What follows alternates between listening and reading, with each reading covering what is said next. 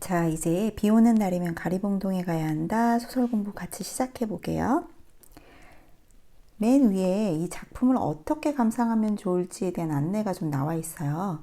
자, 이 작품은 도시 변두리 주민의 삶을 사실적으로 그리고 있다라고 했죠. 도시 변두리라고 해도 사실 경기도 부천이에요. 도시 변두리다 이러면 속상해할 것 같아요. 요즘엔 부천 굉장히 잘 살기 때문에. 그런데 예전에는 서울에 편입되지 못했던 그 서울에도 살고 싶은데 서울에선 살기가 어려운 그런 사람들이 이제 경기도 쪽으로 살았다고 할 수 있거든요. 그런 약간은 가난한 사람들의 삶을 사실적으로 그리고 있고요. 그리고 특별히 이웃, 여기서는 그가 임씨에 대한 그 마음 때문에 드러나는 표현이에요. 동네 이웃이지만 그 사람에 대해서 사실 자세히 알지 못해요. 지금도 역시나 마찬가지죠. 이웃에 대한 불신이 이해와 공감으로 바뀌는 과정에 주목해서 작품을 감상해보자. 자, 그러니까 이 소설에서 이 교과서에서 이 소설을 실은 이유는 어떤 의미에서는 이 작품을 통해서 사람에 대한 이해가 어떻게 생겨나는지 여기에 좀 더 초점을 맞춰주기를 원하는 것 같아요. 자, 먼저 작가가 누구예요? 양귀자. 우리 소설의 오른쪽 부분에 보면 양귀자에 대한 설명이 나와 있네요. 이거 이제 선생님이 사진이에요. 예, 양귀자는 55년에 태어났는데 소설 작품들은 주로 80년대에 작품을 발표했다고 볼 수 있어요. 이분이 쓴 그 소설 중에서 여러분들이 지금 현재 좀 주목해서 봐야 될 소설은 바로 원미동 사람들이에요. 네. 자, 양 기자의 다른 많은 소설들도 그 소시민들의 삶을 따뜻한 시선으로 그린 작품들이 많은데 특별히 여기서는 원미동 사람들이란 소설에 주목해 주세요. 자, 이 원미동 사람들은 11편의 단편 소설이 모여진 단편집이자 연작 소설이에요. 목차를 한번 볼까요? 멀고 아름다운 동네, 불식, 마지막 땅, 원미동 시인 한 마리의 나그네 쥐. 비 오는 날이면 가리봉동에 가야 한다. 우리 교과서의 작품이 결국에 이 안에 있는 단편집이구나 라는 것들을 알고 있으면 되겠네요. 자, 그럼 선생님과 함께 원미동 사람들이라는 그 작품에서 우리가 꼭 알아야 하는 것들 몇 가지만 좀 정리할게요. 자, 우리는 실제로 소시민이라는 것을 잘 몰라요. 소시민은 실제로 자본가와 노동자의 중간 계급이라고 되어 있는데 실제로 대단한 자본을 소유하지는 못했어. 그래서 대부분의 모는 사람들은 소시민이라고 할 수 있겠다. 그런데 공장 노동자나 그리고 자벽부, 임시와 같은 그런 노동자와는 또 조금 달라.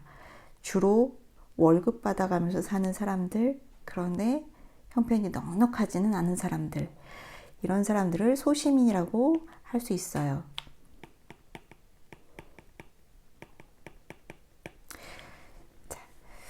원미동 사람들의 그 11편의 단편 중에 하나인 이 작품이라고 되어 있는데 원미동 사람들 그 목차에서 제일 첫 번째 작품 보았나요? 그 첫 번째 작품에서 그 멀고 아름다운 동네라고 되어 있는데 그것이 바로 멀 원자에다가 아름다울 미자, 동네 이름을 한자를 푼 거예요. 멀고 아름다운 동네. 작가의 표현에 의하면 멀지만 아름다운. 자, 이 첫 번째 단편 작품에서 사실 1편엔 그와 그의 아내의 이야기가 담겨져 있어요. 그가 노모를 모시고 있고 은혜라는 딸이 있잖아요. 그런데 방 한 칸에서 그렇게 어렵게 전세로 살고 있었어. 서울에서는 그렇게 어렵게 살다 보니 최소한 방 2칸은 얻어야겠다라는 생각을 하고 있었어. 왜냐면 아내가 이제 둘째를 임신했거든. 아내가 만삭이었을 때 아기 낳기 바로 직전에 그들은 서울보다는 차라리 좀 더 넉넉하게 내 집 갖고 살고 싶다 하면서 경기도 부천 원미동으로 이사를 와. 그 이사 오는 이야기가 그 단편소설 1편에 실려 있었던 거예요. 1편 멀고 아름다운 동네에 쓰여 있었죠. 그런데 이제 그 비 오는 날, 그 7번째 소설인 비 오는 날에서 그와 그의 아내의 이야기는 또다시 드러나게 돼요. 같은 인물과 같은 배경, 이 소설 전체적으로 배경은 아주 동일해요. 다양한 인물들이 나오지만 같은 인물과 같은 배경이 계속해서 등장하면서 단편집들이 연결되는 그런 구성, 이런 것을 연작 구성 중에 피카레스크식 구성이다 라고 말해요. 선생님, 다른 연작 방식 구성도 있나요? 네, 있어요. 옴니버스식, 요거는 그야말로 인물도 다르고 배경도 다르고 왜 이게 한 작품집에 모여져 있는지 알쏭달쏭한 그런 소설들이 있어요. 선생님이 고등학교 때 읽어보고 굉장히 놀랐던 소설이 있었는데 그게 바로 난장이가 쏘아올린 작은 공이에요. 이 소설 줄여서 난쏘공이라고 부르는데 정말 난해공이에요. 아주 난해해요. 그 소설은 인물들이 막 다르고 각자 다른 인물들이 자기 이야기들을 막 한단 말이야. 그런데 주제가 동일해. 주제로 통일하는 식인 거야. 자, 그러면 오늘 배워야 할 비 오는 날이면 가리봉동에 가야 한다. 이것이 하나의 연작소설 안에 들어가 있는 이야기다 라는 것 알면서 우리 작품 줄거리 한번 볼게요. 자, 이제 앞부분 줄거리와 함께 교과서의 대략적인 줄거리 먼저 들으면서 우리 교실에서 3분 영상으로 비 오는 날이면 가리봉동에 가야 한다 요약 줄거리 애니메이션으로 본 사람들은 만약 지루하다면 건너뛰어도 돼요. 자, 앞부분 줄거리부터 시작해서 함께 쭉 들으면서 대략적인 내용이 이런 것이구나 라고 먼저 듣고 나서 그 다음에 전체 작품의 구성을 한번 살펴보도록 하겠어요.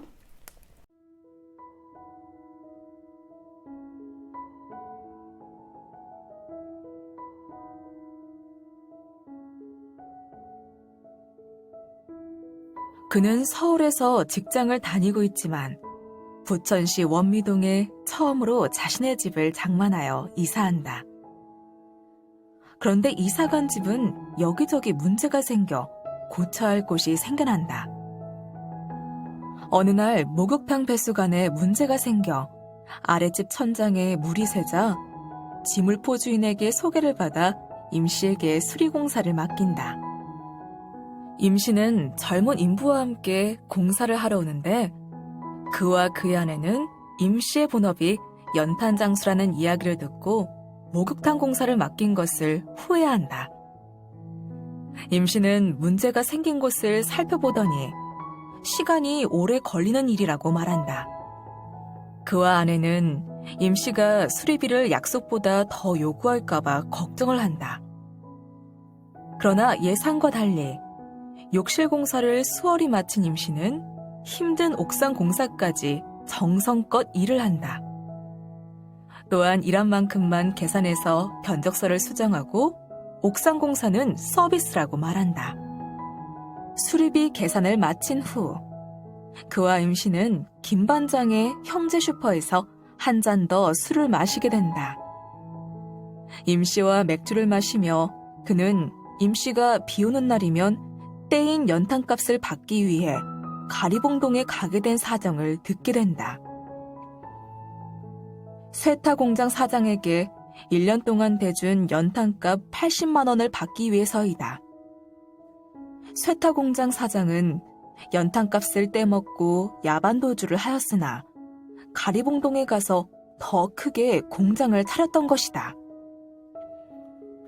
임씨는 맑은 날이면 생계를 위해서 일을 하고 비가 오는 날에는 가리봉동에 가서 떼인 돈을 받고자 하는 것이다.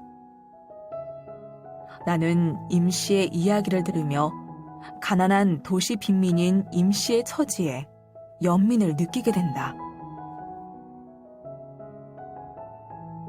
그는 서울에 있는 직장에 다니고 있지만 도시 변두리로 이사온 회사원이다. 욕실을 수리하러 온 돈을 많이 받을까봐 마음을 쓰지만 임씨를 의심했던 자신을 반성하고 임씨를 배려하는 모습을 보이기도 한다. 도시의 빈민으로 하루하루를 열심히 살아가는 임씨는 목욕탕 공사를 끝낸 뒤 추가 비용 없이 옥상 공사를 해준다. 임씨는 성실하고 솔직한 성격을 지닌 인물이다. 또한 일을 마친 후 재료가 많이 들지 않아서 수리비가 줄었다고 말하는 정직한 인물이다.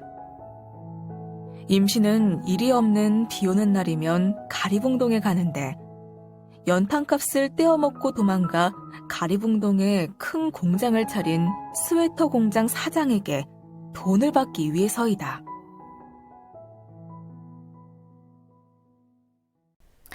네, 영상 잘 보았나요? 이제 전체 내용은 알겠어요?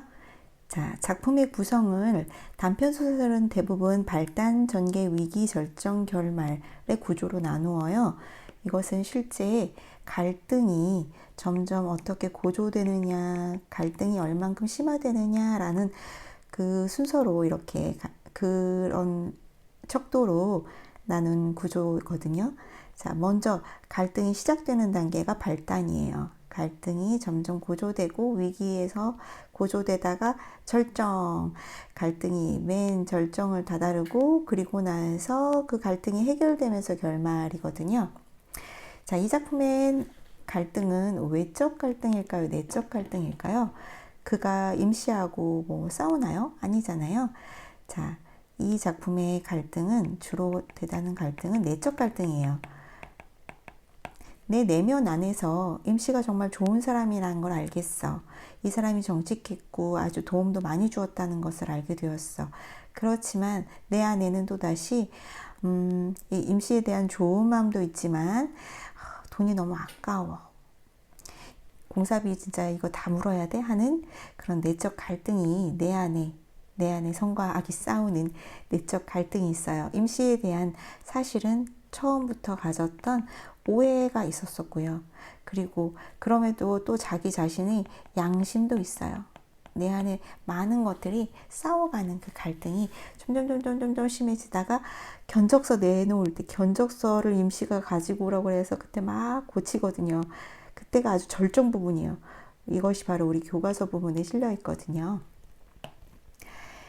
자, 그러면 우리 한번 교과서 전 부분의 내용들은 우리 문제 풀면서 한번 보았었잖아요. 교과서엔 이 수록되어 있는 절정 부분, 임씨가 견적보다도 훨씬 적은 비용을 청구하면서 좀 그와 그의 아내가 겪었던 그 무한함, 어떻게 해야 할지 모르겠는 그 소시민적인 어떤 자기 자신의 근성들이 다 드러난 너무너무 부끄러운 부분이 훅 드러나 버린 그런 것들을 알 수 있었고요. 이 작품은 제목은 비 오는 날이면 가리봉동에 가야 한다인데 제목에 대한 내용이 전혀 안 나와요. 그냥 임씨가 비 오는 날이면 가리봉동에 가야 돼요 라고 말하는 것이 계속 궁금 너무 무슨 말이지? 계속 목욕탕 공사 얘기만 계속 나오잖아요. 마지막 견적비 계산한 얘기만 나온단 말이에요. 그가 임씨에 대해서 마음 풀어지기가 이렇게 오래 걸려요. 자, 결말 쪽에서 임씨에 대해서 온전히 마음이 열리고 임씨의 이야기를 듣게 되었을 때 드디어 비 오는 날에 왜 가리봉동에 가야 하는지 그 이유가 드러납니다. 떼인 돈을 받으러 가야 하는 임씨, 그리고 정말 임씨를 이렇게 임씨 같은 사람에게서 돈 떼먹고 도망간 스웨터 공장 사장 이야기를 하면서 작가는 정말 하고 싶었던 소외된 사람들의 아픔을 이야기하고요. 그 소외된 사람들의 아픔을 우리 소시민들이 너무나 모른 척하고 오히려 자기 얼만큼이나 공사비를 아낄까?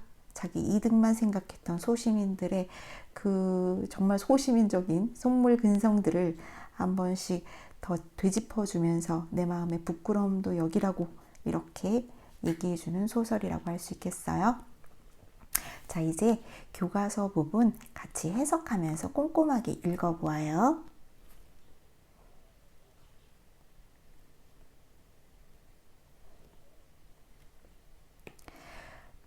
몇 번씩이나 옥상에 얼굴을 디밀고 어느 부분에서 탁 들어가는지 알겠어요? 옥상 공사가 시작되었던 부분도 교과서 전략 부분이에요. 임씨가 사모님 서비스로 뭔가 좀 도와드리고 싶은 거야. 도와드리고 싶은 거야. 그래서 그의 아내는 사실은 좋은 마음에 옥상 공사 시켰던 것이 아니었어요. 이 옥상 공사 해달라고 했던 건 돈이 아까워서였잖아요. 아내가. 그런데 지금 너무 일이 더디게 끝나.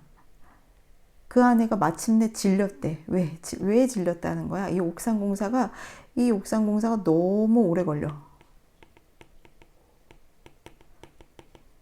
너무 미안해지는 거야. 도와달라고 일 시켰는데 그 일을 너무 꼼꼼하게 하시는 거였대.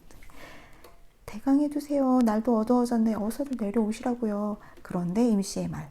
다 되어갑니다, 사모님. 하던 일이니 깨끗이 손봐드려야지요. 그는 정말 일 한 번 했다가는 끝을 봐. 책임감 엄청 강해. 다시 방수액을 부어서 완벽을 기하고 이 음세 부부는 손가락으로 몇 번씩 문대 보고서야 임씨는 허리를 일으켰다. 그는 이런 식으로 일하는 사람이다라는 것을 엄청나게 강조하고 있지. 임씨가 일에 몰두해 있는 동안 그는 숨소리조차 내지 않고 일하는 양을 지켜보았다. 자, 그가 임씨의 일하는 모습을 바라보면서 약간 감동을 받는다.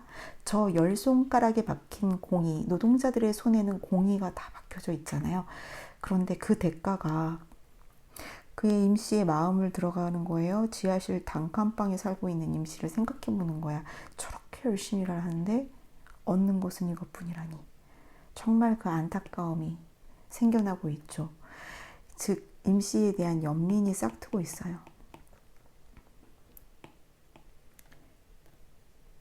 목욕탕 일도 그러했지만 이 사람의 손은 특별한 데가 있는 느낌이었다. 자기가 주무르고 있는 그 일감에 한 치 틈도 없이 밀착이 되어서 자기의 일감에 착 달라붙어서 날렵하게 움직이고 있는 임씨의 열 손가락은 손가락 이상의 그 무엇이었다. 거기도 뭔가 감동받고 있지.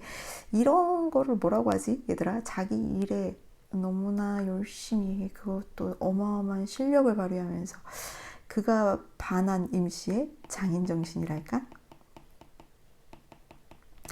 처음에는 이 사내가 견적대로의 돈을 다 받기 민망해서, 즉 우리 18만 원이라고 하자. 18만 원으로 먼저 목욕탕 공사 견적 냈었잖아. 그런데 배송한 파이프가 터졌다는 걸 딱 발견해. 그리고는 그 파이프만 교체하고 끝난단 말이야. 일이 아주 쉽게 해결된 건 사실 누구의 능력이야? 임씨의 능력이잖아. 요즘 현대 같으면 그 돈 다 받고 나가더라도 전혀 부끄러워하지 않을걸? 그런데 임씨는 그게 조금 부끄럽고 미안하고 이렇게 생각해서 이제 뭔가 좀 더 도와주려고 한다라고 오해하지 사실. 그의 아내는 저 사람이 돈 다 받기 민망한가 보다. 그래서 옥상 공사까지 도와주나 보다. 그걸 뭐라고 했어? 우정지연해 보이는 열정. 우리가 알고 있는 우정이라는 단어하고 다르죠. 일부러라고 하는 방언이야. 사투리죠. 정말 일부러 지연해 보이는 열정 아니겠어? 라고 여겼었지. 그렇게 오해했었지. 옥상일의 중간에 잠깐 집에 내려갔을 때 아내도 그런 뜻이 뭐야? 이 오해. 저 사람 그 돈 다 받기 너무 민망한 거야. 예상외로 옥상일이 힘드나 보죠? 저 사람도 이제 세상에 공돈은 없다는 사실을 깨달았을 거예요. 어머, 아무리 그래도 이게 조금 그의 아내는 미안함이 너무 없어. 어떻게 이렇게 미안함이 조금도 없을까? 이 아내의 성격이 이렇게 그 당시에 어떤 소시민적인 모습을 거의 여실히 드러나 보여줘. 그런데 그 감정적인 부분에서도 조금 인간미가 좀 떨어지십니다. 매우 계산적이시고 알뜰살뜰하게 돈 모으는 건 알겠는데 사람이 이렇게 감정 없이 그렇게 사는 것은 좀 아닌 것 같아요. 하지만 우정지연한 열정으로 단정한다면 당한 쪽은 되려 그들이었다. 왜 그들이 되려 당했다고 생각했어? 그와 그의 아내가 밤 8시가 지나도록 자벽부 노릇에 시달린 그도 고생이었고. 얘들아 이거 이해할 수 있겠어? 교과서 외 부분 열심히 읽은 사람은 알지. 그가 사실 임씨가 데리고 왔던 젊은 인부가 일찍 그냥 뭐 할 일도 별로 없는데 라고 생각하고 그냥 가버리잖아. 빨리 돈 달라고 그래서 5천 원 주고 내보내잖아. 그러고 난 다음에 자벽부 노릇을 누가 대신해? 바로 그가 대신해 줘. 짐 나르고 시멘트 나르고 하는 그 모든 일들을 임시의 마치 보조처럼 집주인인 그가 일을 해준단 말이야. 그도 너무 고생했고 그러니까 완전 당했다라는 거지. 옥상공사 좀 도와주세요 하면서 이렇게 말을 하는 거야. 물론 집주인이니까 너무 좋지. 불어 만들어 시킨 일로 심적 부담을 느끼기 시작한, 드디어 전혀 미안함 못 느꼈던 그 아내도 미안함을 느끼기 시작했다라는 얘기겠지. 이 아내의 마음도 조금씩 달라져. 아내는 기다리는 동안 술상을 보아놓고 있었다. 정말 약간 이 미안함으로 인한 술상이겠지. 이렇게까지 해주실 줄 몰랐다라는 어떤 마음일 것 같아. 손발을 씻고 계단에 나가 옷에 먼지를 털고 들어온 임씨는 8시가 넘어선 시간을 보고 오히려 그들 부부에게 미안해했다. 이 임씨의 이 정말 착한 마음이, 임씨라는 사람은 임씨의 착하고 어떤 의미에서는 정말 순수하기까지 하신 것 같아. 되려 미안해. 자기가 일 도와줬는데 시간이 벌써 일이 되었나요? 우리 사모님 오늘 너무 늦게까지 고생이 많으십니다요. 이게 술상까지 봐줬으니까. 사장님이야 더 말할 것도 없고 사장님은 정말 고생했어. 참 죄송하게 됐습니다. 어떻게 본인이 미안하다고 해. 묵상공사가 늦어진 거를 자기가 어떻게 사과를 하냐고. 안방에서 아이들을 보고 있던 노모가, 애가 이제 둘 됐잖아. 노모가 대신 임씨의 노고를 치하해 주었다. 칭찬해 주는 거야, 말로. 젊은 사람이 일도 엄청 잘하네. 늦으면 내일 하고 쉬었다 하면 좋을 끼고만 일 무서운 줄 모르는 거 보니 일이 무서운 줄 모른다. 일을 겁없이 덤빈다는 얘기죠. 앞으로 잘 살게요. 이렇게 덕담. 이런 걸 덕담이라고 하잖아. 넌 앞으로 잘 될 거야. 이런 노모의 덕담을 임씨는 무릎을 꿇고 두 손을 짚은 채 들었다. 어른에 대해서 임씨가 보여주는 굉장히 예의 바름이 드러나. 임씨 거의 완벽하시지. 내사 예수 믿는 사람이라 남자들 술 마시는 꼴은 앵꼬 봐서 못 보지만 아니 꼽대.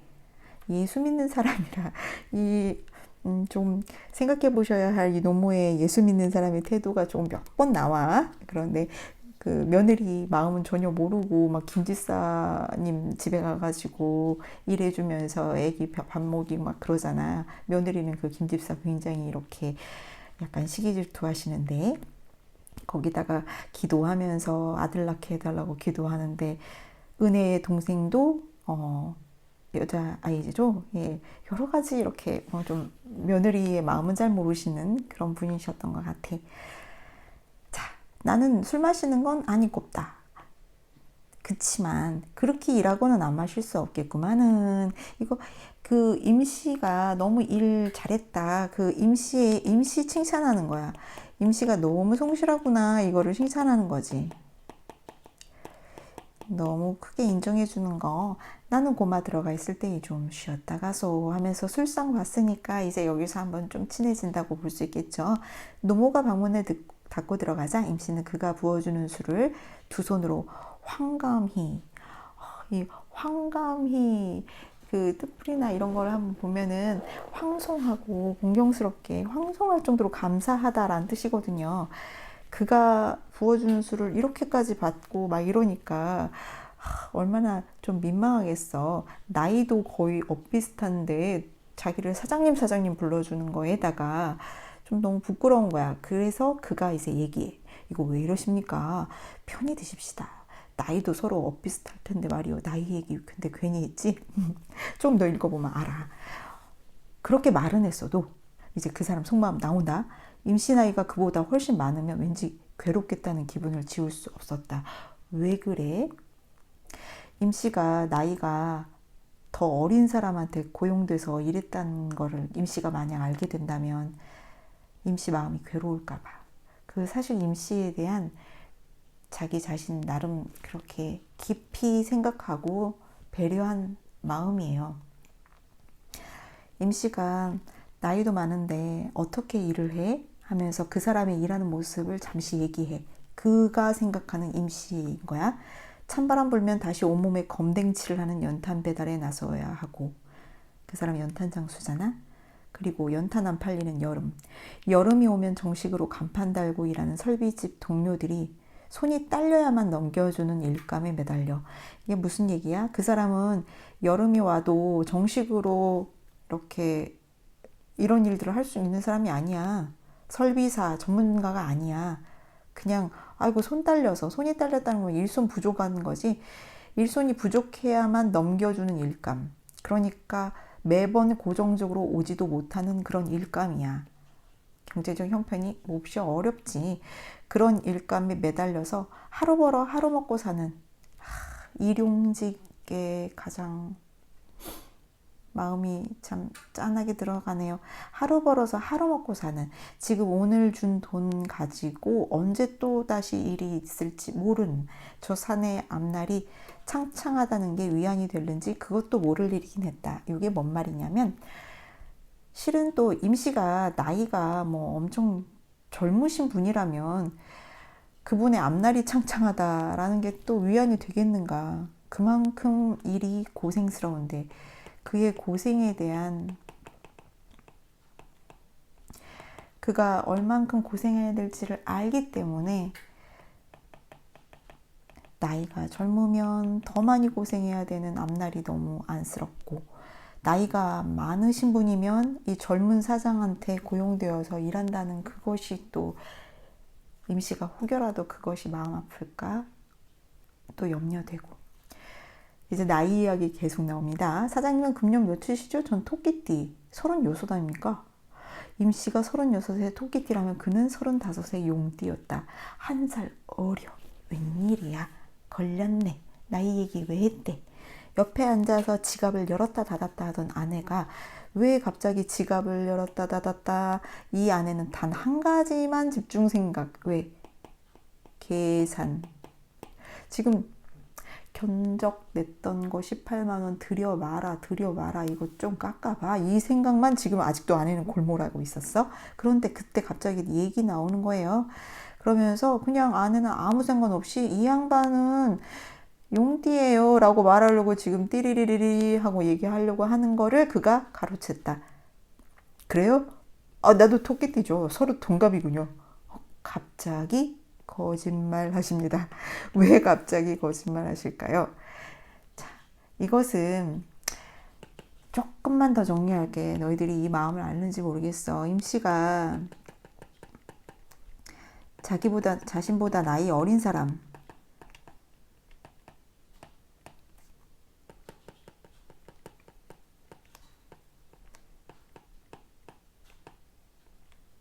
고용됐다는 거를 알면 마음 상할까봐.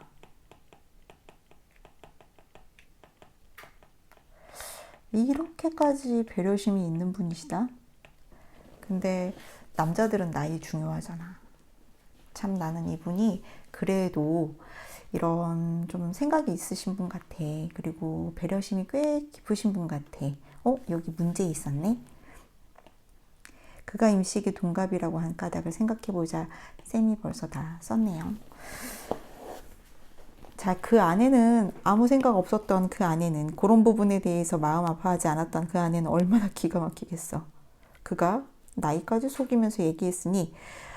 그런데 그는 아랑곳하지 않고, 그 아내가 그렇게 얘기를 했음에도 불구하고 아랑곳하지 않고 동갑 기념이라고 또 한 잔의 술을 그의 잔에 넘치도록 부었다. 동갑 기념 하면서 둘이 술 주거니 받거니, 지금 그 공사 한번 하고 그 공사 해주신 분하고 이렇게까지 가까워질 수가 있어? 이 술 주거니 받거니가 완전히 이제 심리적 거리감이 어마어마한 거지. 한 살 정도만 보태는 것으로 거짓말의 양을 줄일 수 있는 것이 몹시 다행스러웠다. 거짓말의 양을 줄인다. 이게 사실 생각해보면 거짓말의 양이 어딨어. 그런데 내가 만약에 한 10살 정도 보탰어. 그렇게 된다면 거짓말 진짜 많이 한 거고, 한 살 정도니까 거짓말 양이 좀 적다 이거야. 토끼띠 남자들이 원래 팔자가 드센 편 아니니까요. 여자 토끼띠는 잘 사는데 요상하게 우리 나이 토끼띠 남자들은 신수가 고단하더라 이 말씀입니다. 사실 누구만 이렇게 신수가 고단해? 누구만 이렇게 고생해? 임시만 그렇지. 임시의 고단한 역정이 사실은 이렇게 슬쩍 드러나는 얘기야. 고단한 이야기가. 그런데 사실 그는 아니잖아. 집주인이시잖아. 헌데 사장님은 용기에 따시게 사시니 따뜻하게 사신다는 뜻이죠. 잘 사신다는 얘기네요. 따시게 사시니 복이 많으십니다. 저런, 그는 속으로 머쓱했다. 비교하는 것이 조금 더 아실아실한 거죠. 토끼띠가 어쩌고 했다는 게 아무래도 아슬아슬했던지 아니면 준비한 술이 바닥나는 게 보였던지 아내가 단호하게 지갑을 열었다. 이야기가 길어지면 술 더 줘야 되잖아요. 아내같이 계산적인 사람은 지금 빨리 계산하고 끝내는 거죠. 돈 드려야죠. 그런데 이렇게 흥정 지금 아내가 시작하려고 하는 거예요. 돈 조금 깎아야 되는. 아내는 뒷말을 못 잇고 그의 얼굴을 말끄러미 올려다 보았다. 자, 이 공사비를 좀 깎고자 했던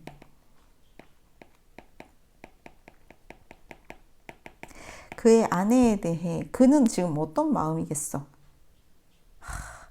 안 깎았으면 좋겠는 거지. 이 고생하시는 임씨에게 그냥 그 돈 다 주고 싶은 거지.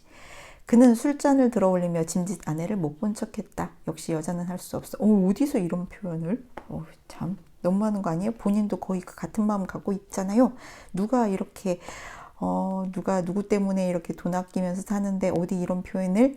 그런데 이제 이런 것들이 어떤 의미에서는 굉장히 사실적인 현장 면지 좀 진짜 그 소시민적인 그와 그의 아내에게는 속마음으로서는 적절한 표현일 수도 있겠어요.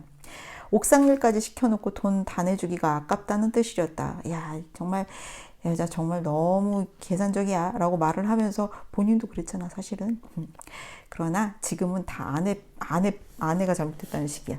그는 아내가 제발 딴소리 없이 20만 원에서 2만 원이 모자라는 18만 원 견적 금액을 다 내놓기를 대신 빌었다. 지금 그 아내가 너무 못마땅해. 너무나 이해타산적인 그 아내. 그 임씨가 얼마나 열심히 일했는지 그걸 아내는 지금 사실 아내는 돈 계산 말고는 지금 마음속에 다른 게 안 들어가는 것 같아. 그때 임씨가 먼저 손을 휘휘 내젓고 나섰다. 사모님, 내 뽑아드린 견적사문. 여기서 중요하니까 색깔 좀 넣어야 돼요. 자, 내 뽑아드린 견적서 좀 줘보세요. 돈이 좀 틀려질 겁니다. 아내가 손에 쥐고 있던 견적서를 내밀었다. 인쇄된 정식 견적 용지가 아닌 분홍 밑그림이 아른아른 내비치는 유치한 편지지를 사용한 그것을 임씨가 한참이나 들여다보았다. 자, 이 견적서 내놨습니다. 그와 그의 아내는 임씨의 입에서 나올 말에 주목하여 잠깐 긴장하였다. 긴장. 얘들아, 이 소설이 이 부분이 왜 절정인지 알겠니? 갈등의 절정판이야. 이들은 지금 속이 조마조마해. 자, 계산 어떻게 나올지. 술 마셨더니 눈으로는 계산이 잘 안 되네요 하고는 이제부터 정말 볼펜 들고 이제 계산합니다. 임씨는 분홍 편지지 위에 엎드려 아라비아 숫자를 더하고 빼고 또는 줄을 긋고 하였다. 이거 참 계산을 다시 하는 사람의 앞에서 이게 지금 계산 다시 하는 요런 동작 앞에서 이분들의 마음이 어떨지 상상 좀 해봐. 그들이 가지고 있던 편견에 의하면 주로 노동자들은 어떻게 계산하겠어? 계산을 좀 더 하려고 하겠지. 옥상공사 들어갔으니까 더 하나 막 이렇게 18만 원도 좀 깎아보려고 했던 그 마음 안에서 이게 지금 아무래도 좀 조마조마한 거야. 얼마를 부르실지. 그는 빈 술병을 흔들어 겨우 반잔을 채우고는 서둘러 잔을 비웠다. 또 술 한 잔 또 하셨어. 임씨의 머릿속에서 이게 너무 애타서 그러는 거야. 왜 속이 탈 때 남자들 술 한번 축 하면 또 마시잖아. 그는 정말 그도 애 같아. 임씨의 머릿속에서 굴러다니고 있을 숫자들에 잔뜩 애를 태우고 있는 스스로가 정말이지 역겨웠다. 얘들아, 이 부분 참 중요하다. 자기 안에서 이렇게 애가 타는 것이 자기는 너무너무 역겨워. 여기 오른쪽에 문제 있잖아. 그가 자신을 역겹다고 생각한 까닭은 무엇일까? 그러니까 임씨가 좀 더 견적보다도 더 높게 부를 것 같은 거야. 견적보다 높은 비용을 이렇게 원할까봐 이게 걱정이 되지. 사실 이것이 사실은 보통이야. 그렇지? 그런데 자기 내내 어떤 마음 품었어? 아내한테. 그런데 이 자기가 아내한테 뭐라고 했어? 여자는 별 수 없어. 아, 진짜 돈 있는 대로 다 주지라고 말했다가 또다시 임씨가 막 계산하니까 그 자기 자신이 어떻게 느껴졌겠어? 아내 이상으로 속물적으로 느껴졌겠지.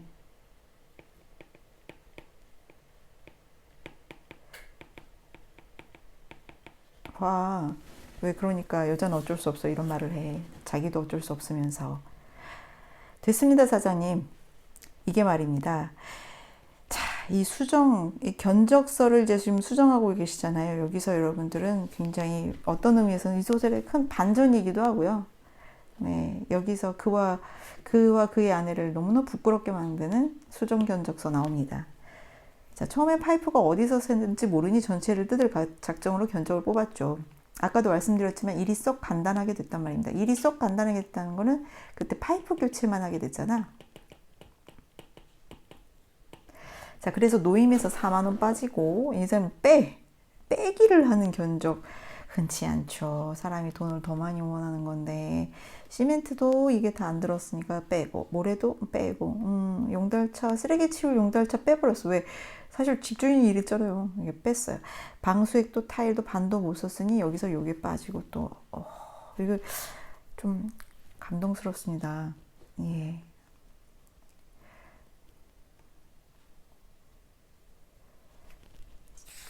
계속 갈게요. 우리가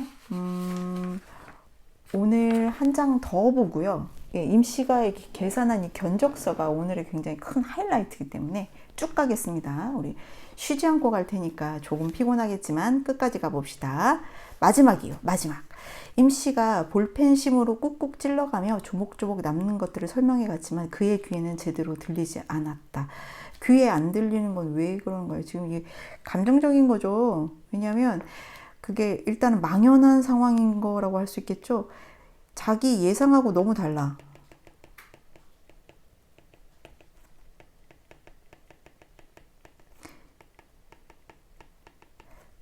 와, 너무 놀랬어, 사실. 그래서 귀에 아무것도 안 들린다는 얘기지. 뭔가 단단히 잘못됐다는 기분. 이게 아닌데 하는 기분. 이 임씨는 너무 계산 잘하셨잖아. 임씨의 그 정직함에 오히려 사람이 놀래, 다들. 때때로 우리가 예상치 못한 어떤 사람의 너무나 바른 모습에 우리는 너무 놀래고 너무 자기 자신이 부끄럽고 이렇게 느껴지는 거 아닐까? 정말 이 모든 느낌이 자기를 짓누른데 이제 그와 그의 아내는 이제 이런 정직한 임씨에게 어찌 보면 자기 자신의 그 계산했던 그 마음, 계산적이었던 그 마음이 확 더 크게 드러나 보이게 된 상황인 것이지. 자, 그렇게 해서 모두 7만 원이면 되겠습니다요. 7만 원으로 견적 빠졌어요. 18만 원에서 7만 원 차이야. 너무 크지. 선언하듯 임씨가 분홍 편지지를 아내에게 내밀었다. 놀란 것은 그보다 아내 쪽이 더 심했다. 그녀는 분명 7만 원이란 소리가 믿기지 않는 모양이었다. 얼마나 안 믿겠어. 너무나 이 적은 금액. 7만 원이요? 그럼 옥상 공사 완전히 계산도 안 넣었어? 옥상에 들어간 재료비도 여기에 다 들어있습니다. 그러나 재료비만 받았다 이거야. 그러나 그게 뭐 몇 푼 되나요? 이 옥상 공사가 그 견적 계산에 거의 안 넣었다는 얘기야. 이제 아내가 어떻게 태도가 바뀌어? 그럼 우리가 너무 미안해서 진짜 어떻게 해야 할지를 모를 정도로 바뀌어. 우리 여기 왼쪽 임씨 이제 있잖아요. 임씨 바라보는 아내 태도 원래 어땠는데 지금 이렇게 미안함으로 바뀐 거니? 처음에는 굉장히 자기중심적인 판단이야. 아내는 대단히 자기중심적으로 임씨가 너무 자기 그 돈 다 받으려니까 견적비 다 받으려니까 너무너무 그게 본인도 미안한 건지 그리고 옥상공사까지 다 해주는구나. 자기중심적으로 임씨를 판단해서 임씨가 어떤 의미에서는 정말 대단히 오해받고 있었지, 아내에게는. 그치? 이게 그도 그렇게 오해했겠지만 사실 아내의 그 말들 때문에 더 본인도 그냥 내심 화가 나고, 네, 아내가 참 옆에서 어떻게 부추기냐에 따라서 남자들은 생각이 이렇게 됐다 저렇게 됐다 하는 부분도 없지 않아 있잖아. 그런데 그가 옥상 공사까지 성실하게 다 해주면서도 그 공사비는 정직하게 자기가 볼 때 재료비 이 정도면 되겠고 노임은 이 정도면 되겠다 하고 계산해 주는 거에 너무나 오히려 미안함으로 바뀌어버리지. 아내의 태도는 일단 확 변해. 왜? 일단은 아내가 걱정한 건 딱 하나였거든. 견적. 아내가 이번에는 호소하는 눈빛으로 그를 쳐다봤다. 어떻게 너무 미안해서 어떻게 우리가 이렇게 하면 안 되잖아요. 할 수 없이 그가 끼어들었다. 계산 다시 해봐요. 처음에는 18만 원이라고 했지 않소. 그러니까 임씨도 사실 어떤 의미에서는 정말 더 나쁜 사람들을 많이 봤던 사람인가 봐. 이분들은 그래도 착한 분들이시잖아. 그와 그의 아내는. 이거 돈을 더 내시겠다 이 말씀입니까? 사장님도 제가 어디 공일해 줬나요? 제가 어디 돈 안 받고 일하는 겁니까? 공일 이런 거 서비스겠죠. 완전 진정한 서비스. 조목조목 다 계산에 넣었습니다요. 옥상이란 품값은 지가 서비스로다가 진짜 서비스로 해주겠대. 이 임시 성품 어때? 임시의 넉넉한 성품? 그는 성품 자체도 대단히 넉넉한 성품을 가진 사람이야. 서비스란 말이 너무 놀랬어. 아연에서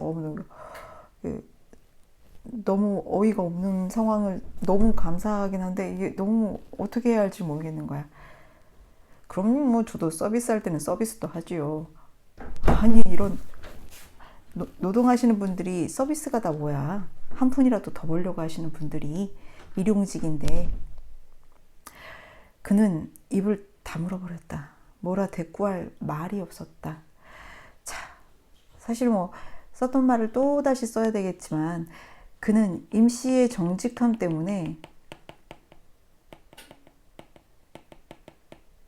자신의 뭐가 드러나?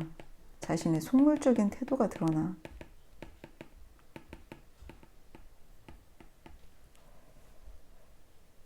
그래서 말문이 막힌.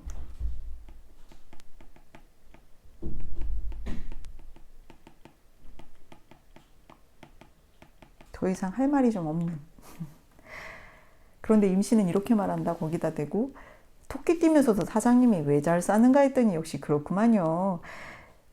사실 말도 안 되는 얘기지. 토끼띠라서 못 산다는 자기 자신은 정말 너무 자기를 이렇게 자조하는 그런 거였잖아. 그런데 사장님은 토끼띠인데도 잘 사시는 게 역시 덕이 있어서 그렇구만요. 이런 얘기야. 다른 집에선 노임 한 푼이라도 더 깎아보려고 온갖 트집을 다 잡는데 말입니다.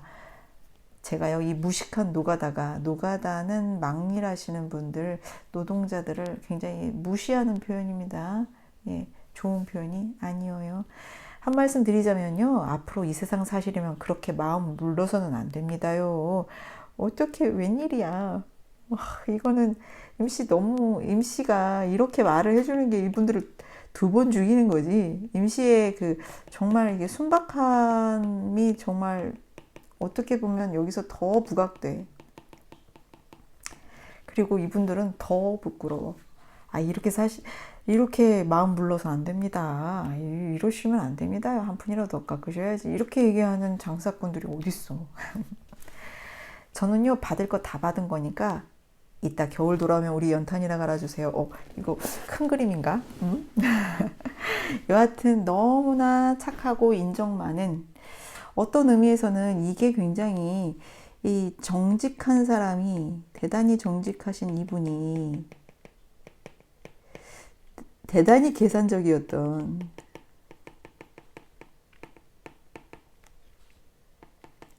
이 두 부부에게 오히려 충고해 주는 거야. 그렇게 무르게 사시면 안 된다고.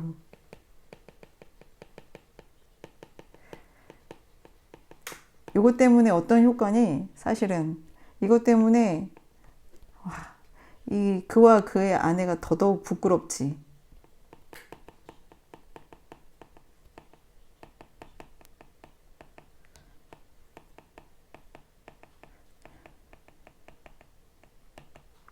자, 아까도 말했지. 2번 죽여. 임씨는 아내가 내민 7만 원을 주머니에 쑤셔넣고 자리에서 일어섰다. 이제 별말 없이 이제 헤어지는 단계입니다. 오늘 요 페이지 끝까지 함께 볼게요. 그는 1층 현관까지 내려가 임씨를 배웅하기로 했다. 어두워진 계단을 앞서거니 뒤서거니 내려가면서 임씨는 연장 가방을 몇 번이나 난간에 부딪혔다. 술 취해서 그러신 거예요. 네. 시원한 밤 공기가 현관 앞을 나서는 두 사람을 감쌌고 그는 무슨 말로 이 사내를 배웅할 것인가를 궁리해 보았다. 뭐라고 한마디 해야겠는데 말을 못 하겠는 거야. 너무 이거는 왜 그래? 임씨가 너무 고마워서가 아니라 자기가 너무 부끄러워서 사실은 수고했다란 말도 고맙다란 말도 이 사내의 그 서비스에 대면 너무 초라하지 않을까? 이 정직한 임씨에게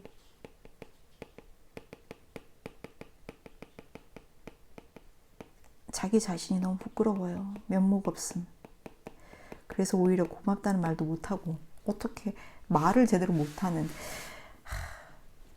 너무 고마우면 사실 고맙단 말도 못해. 그때 임씨가 돌연 그의 팔목을 꽉 움켜잡았다. 오잉? 반전인가요? 반전인가요? 이거 7만 원 아까워서인가요? 하하하. 다음 시간에 이제 마지막까지 가야 되겠죠. 갑자기 여기서 팔목을 꽉 움켜잡았다라는 표현이 너무 웃기네요. 자, 오늘 교과서는 여기까지 볼 거고요. 예, 여러분들 사실 그 작품의 그 구성, 그 소설의 그 구성 전체적인 부분은 학습지에도 나와 있으니까 여러분들 혹시라도 뭐 제대로 못 봤어요, 필기 못했어요 하는 친구들은 내일 학습지 보면서 더 공부할 수 있으니까 긴장하지 마세요. 여기까지요.